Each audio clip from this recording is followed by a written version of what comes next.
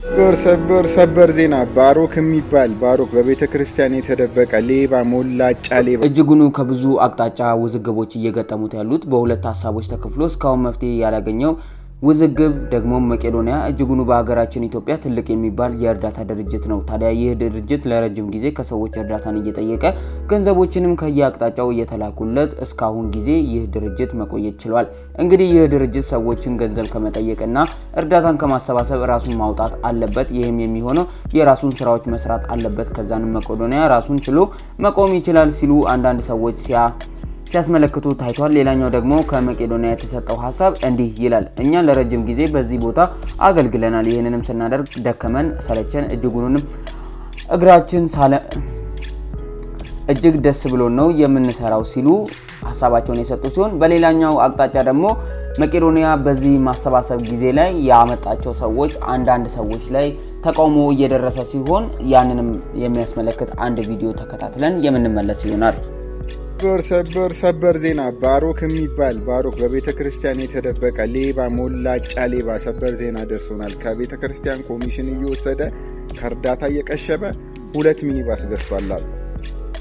2 ዶልፊን ሚኒባስ ገዝቷል አሉ። አሁን ደግሞ ቪላ ቤት ጀምሯል አሉ አዲስ አበባ።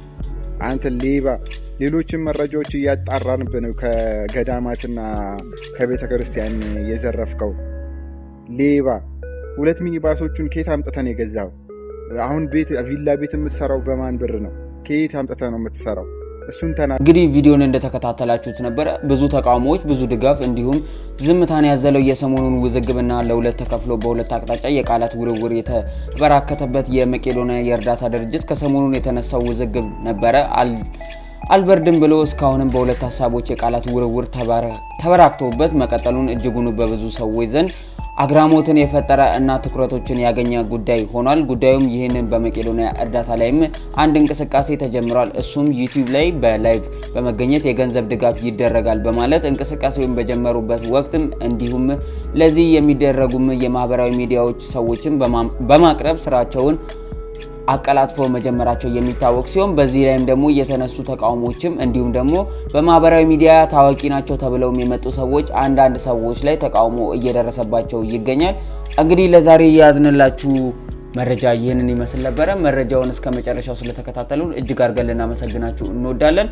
ለዚህ ቤት አዲስ ከሆናችሁ ቤቱን ሰብስክራይብ በማድረግ ቤተሰብ ይሁኑ እንላለን። እንዲሁም ደግሞ መረጃዎች በፍጥነት እንዲደርሳችሁ የደውል ምልክቷን ይጫኑት እንላለን። ቪዲዮውን ከወደዳችሁት ላይክ እና ሼር እየተጫናችሁ ለጉዞ ቤተሰብ አዲስ ቤተሰብ ይሁኑ እንላለን።